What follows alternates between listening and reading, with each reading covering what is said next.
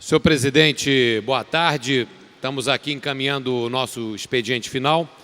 E eu volto aqui a essa tribuna, saudando a todos, o deputado Conte Bittencourt e a todos que nos acompanham, para tratar ainda das matérias que discutimos hoje na sessão ordinária. Queria tratar agora do tema do transporte aquaviário, que foi objeto de discussão nessa tarde aqui na Assembleia Legislativa. O governo do Estado encaminhou aqui para essa casa, como parte do pacote de ajustamento da situação fiscal do Estado, que está sendo popularmente chamado de pacote das maldades, uma mensagem instituindo a cobrança da tarifa de transporte aquaviário para os moradores de Paquetá e da Ilha Grande.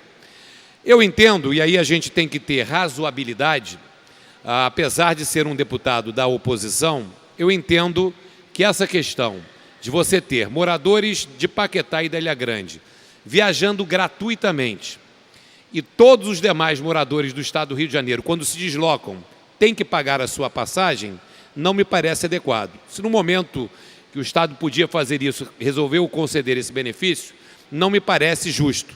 Porque se o critério for quem mora em ilha anda de graça nas barcas, eu quero reclamar o mesmo benefício para os moradores da Ilha do Governador, aqui no Estado do Rio de Janeiro, que tem transporte de barcas e é uma ilha. E eles pagam o transporte aquaviário através da tarifa social. Então, acho que essa é uma matéria que nós podemos aproveitar e devemos discutir diante do que foi apresentado do governo. Agora, existem algumas preocupações que nós estamos tentando saná-las com as emendas que a bancada do PSDB apresentou hoje, inclusive com o apoio do deputado Conte Bittencourt e a participação dele. Um tema é a questão da cobrança da instituição da tarifa turística, que é uma coisa que precisa ser melhor precisada no que foi apresentado a essa casa. Hoje se apresenta de maneira genérica que vai ser criada uma tarifa turística para aqueles que habitualmente, assim está redigido, não utilizam o transporte aquaviário. Como isso vai se dar?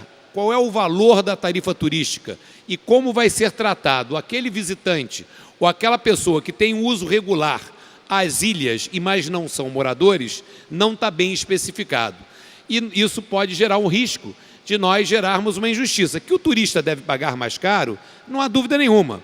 O turista está utilizando uma viagem, um benefício para conhecer o local, que é muito importante, ativa a economia, mas ele não é um usuário regular cotidiano daquele meio de transporte para acessar as ilhas. Ele está indo fazer um passeio e é razoável que ele pague uma tarifa diferenciada daquele morador que utiliza no seu dia a dia, de casa para o trabalho, trabalho para casa. A nossa preocupação é aqueles que têm uma visita, que não moram nas ilhas, mas têm necessidade de maneira regular, profissionalmente ou pessoalmente, como isso vai ser tratado. Queremos esclarecer isso com o que diz respeito às emendas que nós apresentamos.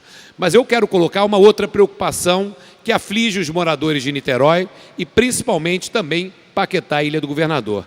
Recentemente, o governo do Estado alterou a modificação na grade de atendimento do serviço aquaviário da Ilha do Governador para a Praça 15, de Charitas para a Praça 15, reduzindo substancialmente, principalmente na Ilha do Governador, o número de viagens por dia, para claramente buscar uma economia para o operador.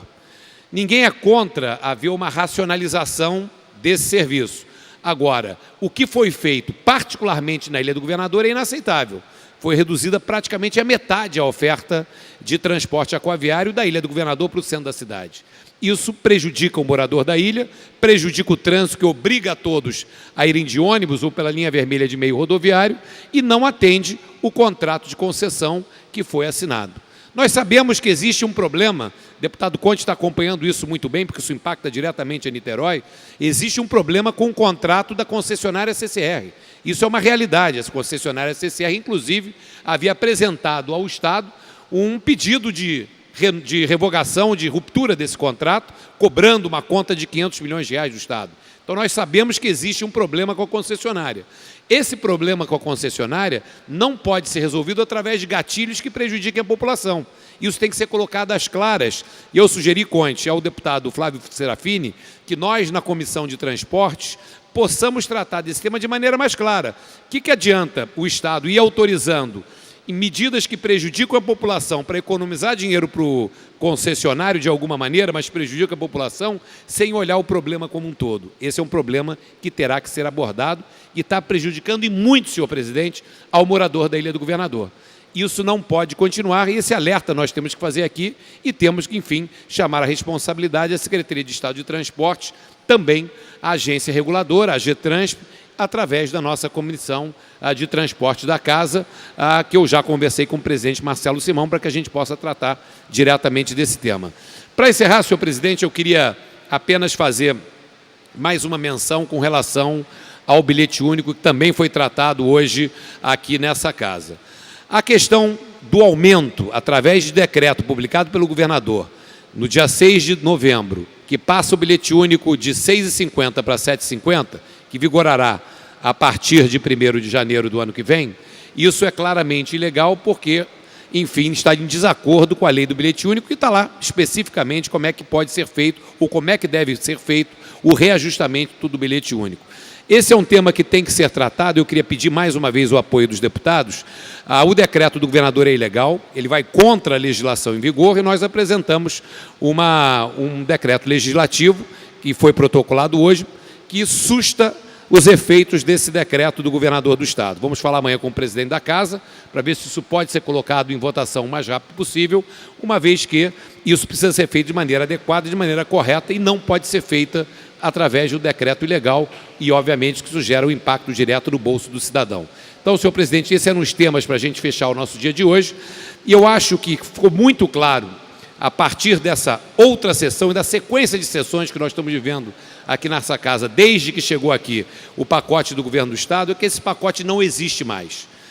Por falhas do próprio Poder Legislativo, por inviabilidade de algumas matérias, eram 22 matérias, projetos, hoje só são 13, decretos foram feitos de maneira equivocada, claramente as matérias hoje discutidas têm ampla maioria negativa, talvez fosse o momento, senhor presidente, do governo do Estado, do governador, chamar esse pacote de volta, chamar a Casa e a sociedade para tentar uma nova solução negociada adequadamente com os poderes, porque esse decreto já não serve mais ao seu propósito, já está mutilado, já está perdido, e o que nós estamos fazendo aqui é um esgarçamento de tensões sociais e do próprio tecido social do Estado, que a gente tem que chamar atenção com relação a esse tema. E, mais uma vez, insistir que será necessária o apoio do governo federal, o deputado Milton Rangel. Nós temos que falar isso com os nossos deputados em Brasília e, evidentemente, o senhor, com o contato que tem com o presidente da Câmara dos Deputados, que é necessário uma sensibilidade do Congresso Nacional com relação à situação excepcional que vive o Estado do Rio de Janeiro. Se não houver um entendimento com Brasília e o aporte de recursos federais no nosso Estado, no curtíssimo prazo, nós teremos um risco muito grande de termos uma convulsão social e, eventualmente, até uma indesejável intervenção federal no Rio de Janeiro. Obrigado, senhor presidente, e essas são as preocupações do dia de hoje. Boa noite, boa tarde.